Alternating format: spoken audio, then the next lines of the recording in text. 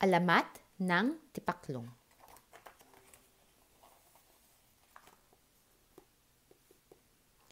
Noong unang panahon, may isang bata nakatira sa tabi ng palasyo na nagngangalang Paklong. Sa kanilang tatlong magkakapatid, tanging siya ang walang nang ginawa kundi ang mangarap. Kadalasan ay nakakalimutan niya ang mga utos ng kanyang mga magulang dahil lagi siyang nasa itaas ng malaking puno sa kanilang bakuran, nakatingin sa palasyo. Kailan kaya ako titira sa isang palasyo? Madalas na bulong niya sa sarili. Hoy, Paklong! Sigaw ng kanyang ina. Hindi ka na naman nag-igib ng tubig. Bumaba ka nga riyan. Parang wala siyang narinig sa ina.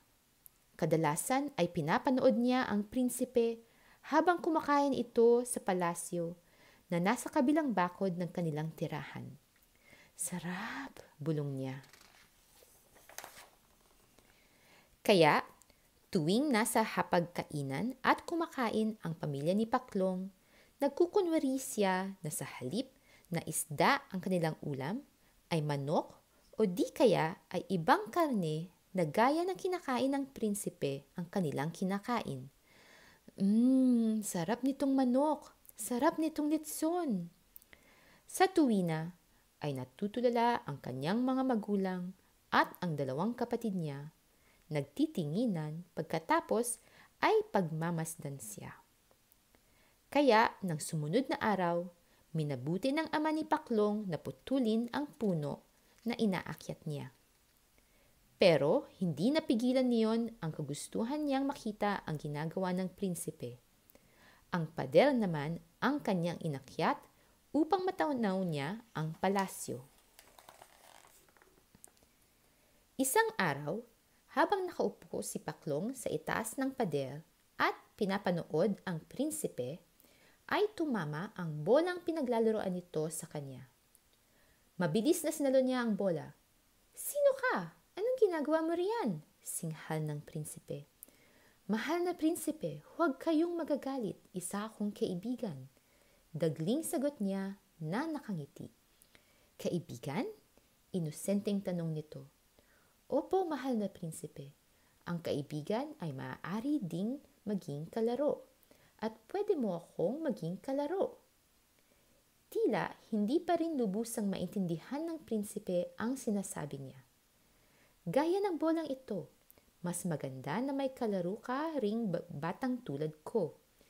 Tingnan mo, saluhin mo ito. Pagkatapos ay ibinato niya ang bola sa prinsipe. Sinalo naman iyon ng prinsipe. Natuwa ang prinsipe. Mulang ibinato nito ang bola kay Paklong hanggang sa hindi na namamalayan ng prinsipe na nalilibang na ito sa pakikipaglaro kay Paklong. Mula noon, lagi nang umaakyat sa kabilang bakod si Paklong upang makipaglaro sa prinsipe. Ipinakilala na rin siya nito sa hari at reyna na mga magulang nito. Natuwa naman ang hari at ang reyna dahil nalilibang ang prinsipe at hindi na ito laging malungkot sa pag-iisa. Dahil maganda ang pakitungo ni Paklong sa hari at reyna, ay madalas na isinasama na siya ng mga ito kahit sa pagkain sa hapagkainan. Binigyan din siya ng reyna ng mga lumang damit ng prinsipe. Masayang-masaya si Paklong sa natanggap na magagarang damit. Maligaya rin ang mga magulang ng prinsipe para sa anak dahil sa pagkakaroon nito ng kalaro at kaibigan. Laging suot ni Paklong ang mga damit ng prinsipe sa loob ng kanilang bahay at maging sa paglalakad niya sa labas ng kanilang tirahan. Itinuturing ako ng hari at reyna na anak din nila. Balang araw, sa palasyo na ako maninirahan. Aalis na ako rito sa maliit na bahay na ito. Pagmamayabang niya. Paklong, anak, kami ang mga magulang mo at sila ay mga kapatid mo. Kami ang kapamilya mo. Ang kaligayahang natatamasa mo sa palasyo ay pawang mga materyal na bagay lamang. Paalala ng kanyang ina. Pero parang walang narinig si Paklong. Isang araw, habang naglalakad si Paklong kasama ang kanyang mga magulang at mga kapatid, ay natigilan siya nang makita niya ang prinsipe na kasama ang hari at reyna na sakay ng karwahe. "Mahal na prinsipe!" tawag niya. Napabaling ang prinsipe sa kanya at natuwa ito nang makita siya nito. Nang mapalapit ang karwahe sa kanila, ay natuon ang pansin ng reyna sa pamilya niya. "Paklong, sila ba ang iyong mga magulang? At sila naman ba ang iyong mga kapatid?" usisa nito. Natigilan si Paklong. Pinagmasdan niya ang kanyang ina at ama, pati ang dalawang kapatid. Napansin niya ang gusgusing suot ng mga ito. "Sila po? Hindi ko po sila kilala." Nahihiyang tanggi niya. "Paklong!" Gulat na bulalas ng kanyang ina. "Lumayo kayo sa akin, hindi ko kayo kakilala." Umiwas siya sa kanyang ina. "Halika, Paklong, sumama ka sa amin," yaya ng prinsipe sa kanya. Taas noong sumakay sa karwahe si Paklong. Nanlumo ang kanyang mga magulang at mga kapatid dahil iniwan at ikinahiya niya ang mga ito. Isang araw, habang tahimik ang palasyo at natutulog ang prinsipe, dahang-dahang pumasok sa kwarto ng prinsipe si Paklong.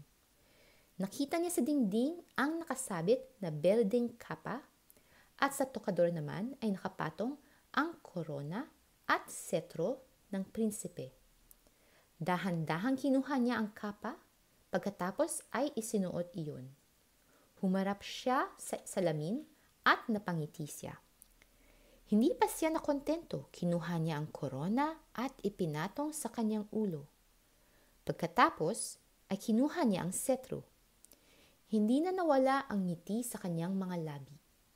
Lalo siyang napangiti nang makita niya ang kabuuan ng kanyang hitsura sa salamin. "Bagay na bagay sa akin," bulang niya.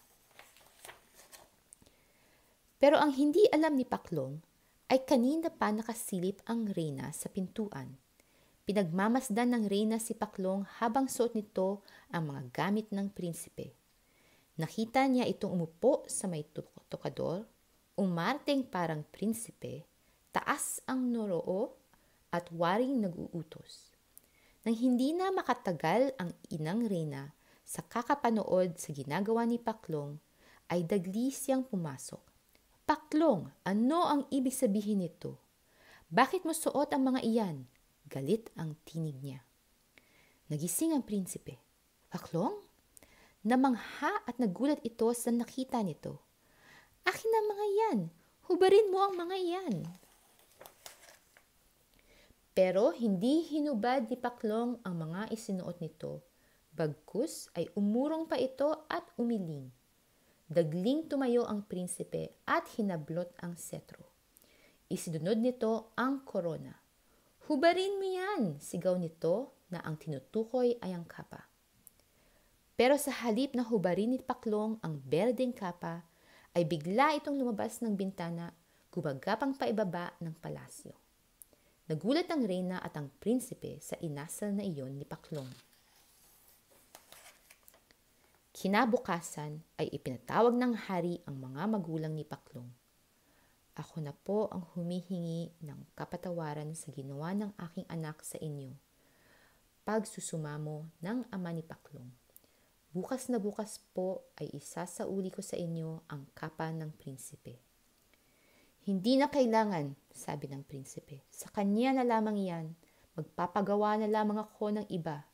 Matigas na sabi nito. "Ayoko nang maalala na nagkaroon ako ng kaibigan na kagaya ni Paklong." Dugtong pa nito. Hiyang-hiya umalis ang mga magulang ni Paklong. Pagdating sa bahay, ay kinausap si Paklong ng kanyang ina. "Hindi masama ang mangarap, anak. Pero dapat, upang matupad ang lahat ng pangarap mo, ay kailangan mong pagtrabahuhan ang mga iyon. Mali ang agawin niyon sa iba." Pangangaral ng kanyang ina. "Ngunit katulad ng dati, Parang walang narinig si Paklong. Tila hindi pumapasok sa kaibuturan ng puso niya ang pangaral ng ina. Napayuko at napailing na lamang ito. Kinabukasan, hindi na nagulat ang mga magulang ni Paklong nang ipataas ng hari ang pader ng palasyo. Sa taas niyon ay imposibleng masilip pa ng kahit na sino ang palasyo. At si Paklong, laging nakikita ng kanyang mga magulang at mga kapatid na nakatingin sa pader, suot ang berdeng kapa. Paminsan-minsan ay lumulundag-lundag ito, umaasang maaabot ang pinakatuktok ng pader upang masulyapan ang palasyo. Dumaan pa ang mga araw na sanay na ang mga magulang at mga kapatid ni Paklong na nakita nila ito na lumulundog-lundog, pilit na inaabot ang ituktok ng pader. Hanggang sa isang umaga ay hindi na nakita si Paklong sa may pader. Nagtaka ang ina nito. Nang puntahan niya ito roon upang tawagin para mag-almusal, ay wala si Paklong. Inisip ng ina nito na baka nakipaglaro ang anak sa labas. Natuwa pa siya nang malaman niyang kahit paano ay hindi na nito pinagtutuunan ng pansin ang palasyo. Ngunit isang kulisap ang napansin niya sa loob ng bahay. Kinuha niya ito at malamang pinagmamasdan.